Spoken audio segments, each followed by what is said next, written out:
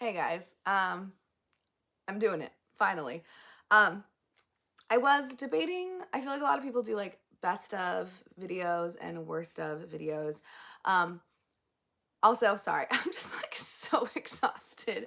I have not been filming very much, and Jake is not in the house right now. I think that might be a big part of it is that lately he's been in the house like every night, and he used to like go out and work at night, and so now I'm like, with him.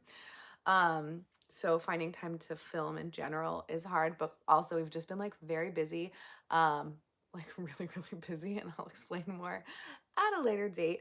Um, but yeah, so I was toying with the idea of doing separate videos because I feel like people do watch best of and worst of videos for like different sensations. Um, but I don't really think I have it in me to do a worst of video because I can't like replicate the feelings I had the first time that I read these books and like did not like them. Plus, I didn't hate that many things because I DNF. I DNF so much. So I tabbed all of the places where I wrote down books that I DNF. So I'm going to kind of go through the DNFs first, and I'm going to just like add the picture here, I guess, because whatever. So I'm just going to run through the DNFs and maybe like a brief reason why. I'll go through, I've got 3 1-star reads and 4 2-star reads of the year. So I'll just kind of talk about those really fast. And then I've got many books that I loved a lot. And so we'll talk about those at the end. And hopefully this video isn't obscenely long. So the first DNF of the year was Actress. I don't even know who this is by. I can kind of visualize the cover. It was in January. Who cares? Let's move on. In March, I DNF'd 3 books. The Brief Wondrous Life of Oscar Wilde. I had previously read The Art of Losing Her. No, The Art of Losing Her. No, The Art of Losing is a book that I like. Losing Her. This is How You Lose Her. I was going to get there eventually. This is How You Lose Her, which I was on the fence about. And then,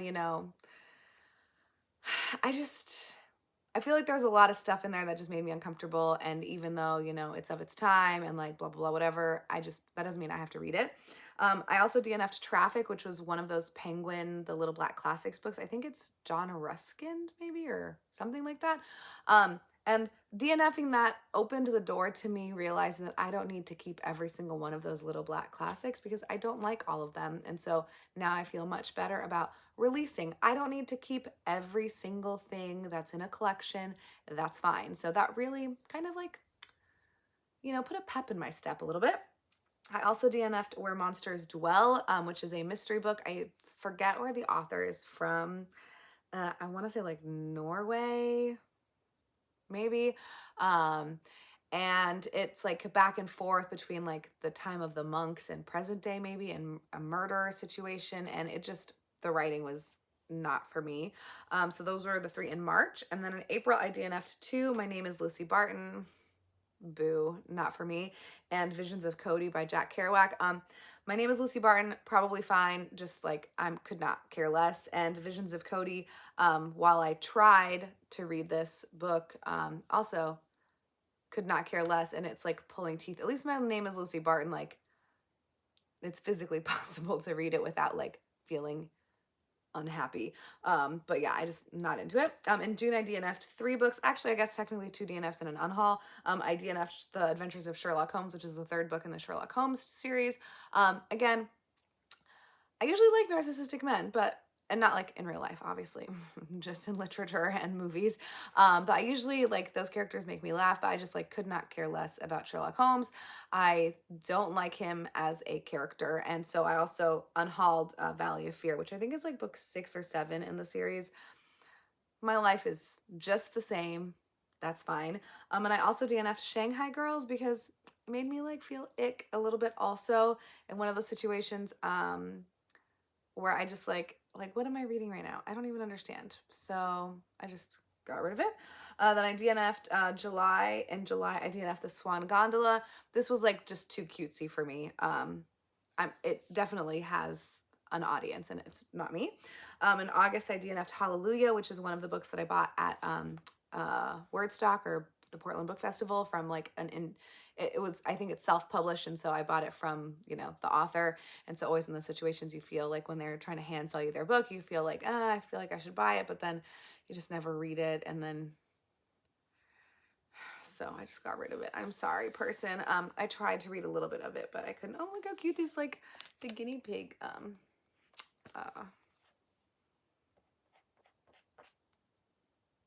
washi is. Wow. Guinea pig. Yeah. Yeah. I DNF'd in September, The Time Traveler's Wife, and Baby Teeth. The Time Traveler's Wife, like, went right into pedophilia, like, immediately. Okay?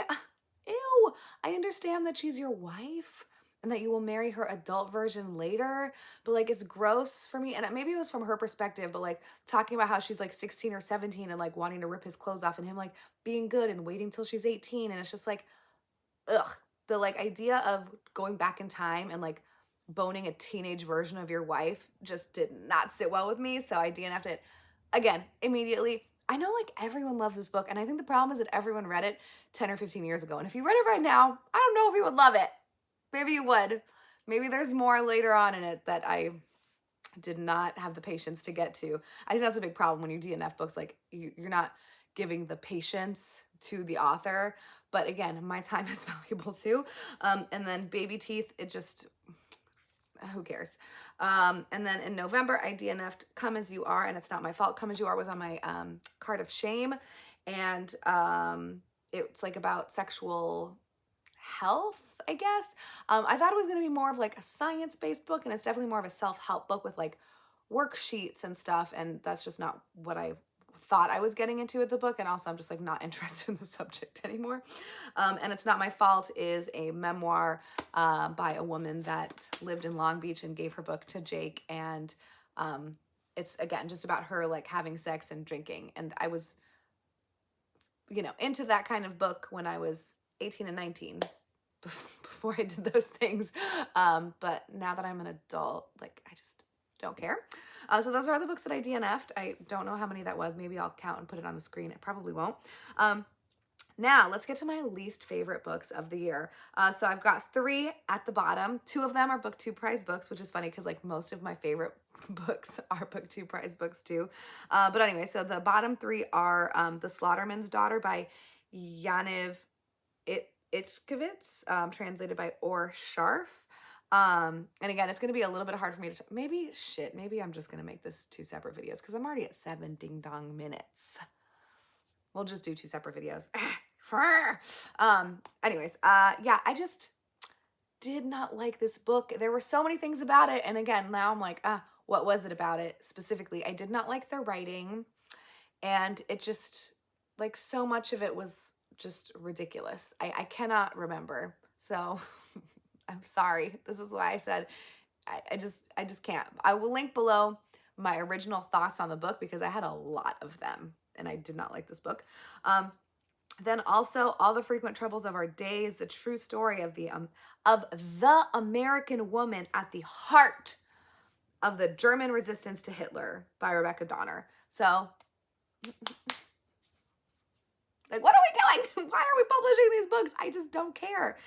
I think it's, like, just, again, we're only interested in stories that involve us, you know? Like, why do we need to be reading about an American woman? Like, I just don't understand. I just don't understand because, again, the same book was published last year. What was it? All the Frequent Trouble? No, this is All the Frequent Trouble of Her Days.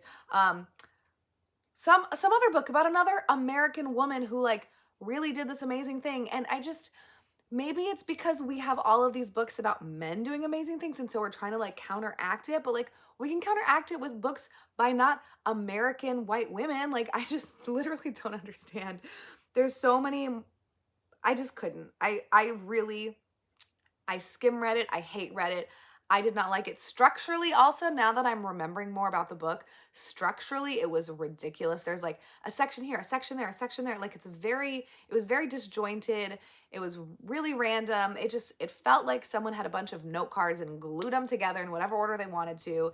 And I just didn't like the writing, and I also think that, the author is an heir of this person. Like, I think the author is, like, the great granddaughter or great niece or something like that. So it's, like, makes me doubt it even more. Not doubt, but, like, I you know, like, you're trying to pump up your family a little bit. And I'm sure it was well researched and vetted and blah, blah, blah. But it made me uncomfortable, and I didn't like the writing or the style. So 1 star from me.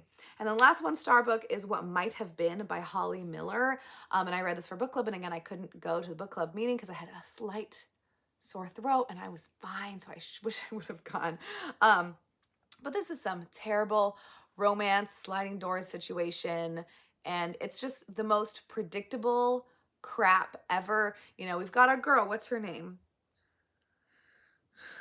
Lucy. She's like, oh, I quit this job because you were promised me something or other. And then she decides to, like, you know, go to a bar, and then she gets her fortune read or some kind of crap like that. Like, it's in the paper. And then it's like, you're gonna meet the love of your life. And then she's talking to this guy, and like, oh, they're getting on and everything's great. And then she sees, oh, who's outside? It's Max. It's the guy that she loved since she was a child, or like they were dating, blah, blah, blah, whatever. And then he left her. And then all of this stuff happens. Her sister, I'm just gonna spoil the crap out of this book. No, I shouldn't. I won't. I feel like that is slightly rude to the author. Like, you should, you know, if you want to know what happens, you should read it, or just text me, or not text me, send me a message and I'll tell you what happens. But it's just not good. So much predictability, because you follow both of her lives, like the life if she stays in like the small town and like tries to become a writer and dates like the cute guy that she just met that's like an architect or something, or if she goes into town and works at the high-powered like advertising agency and dates Max, like this big shot, blah blah blah. And then it's like, you know, whose side are you on, Max or Caleb? You know, blah blah blah. Oh, he's a photographer, not an architect. Which side are you on? Blah blah blah. And then it's just like, again, the most predictable things happen in both storyline paths. She learns really upsetting information in one of them, but not in the other. So in the other one, like, she never finds out this, seriously, like, the most horrible news that you want to hear that your sister did. That's all I'm going to say. But it's preposterous. So she never even knows about that, which I think is like horrible. So anyways, I'm getting exhausted already, just like thinking about these books. And then in my 2-star range, I've got 4 books. One of them I read for a meetup group, Serving Crazy with Curry by Amulia Maladi. And this book was actually fine. I just like, to me, a 2-star, I guess I shouldn't even talk about these 2 stars, because to me, a 2-star isn't like a book that I didn't like. To me, a 2-star is a fine read. Like, I'm not upset that I read it. So I'm just going to stop talking, because these books don't deserve to be classified with, you know, things like Where Monsters Dwell, because they did have merit. They just were not good to me. They were fine to me. Again, I take my Goodreads, or I guess my book ratings, very literally. 1 is a hated it, a 2 is a fine, a 3 is a I really liked this, a 4 is a like I loved this, and a 5 is a ding dong perfect. So there's a skew on my ratings. But anyways, I guess I'll stop talking now. Yeah, let me know if you've read any of these books and you disagree with me. Again, I'm sorry. I feel like this is not very entertaining because I can't really like speak to these books as well as I could when I first read them. But that's how it is. I will talk to you guys later. Bye.